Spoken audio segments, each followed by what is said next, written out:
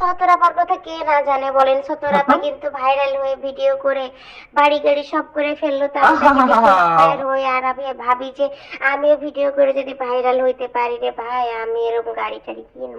কিন্তু এইদিকে তো দেখেন, আমি আমার বান্ধবীর দেখতে আমি তো পুরাই অবাক। আমি তো ভাবতেছি ভবিষ্যতে আমি ঠিক আসলে এইটাই, এই ভিডিওটা দেখে আমার মনে হলো এটা আমার ভবিষ্যৎ। আমি আমার ভবিষ্যৎকে চোখের সামনে দেখতে পাচ্ছি।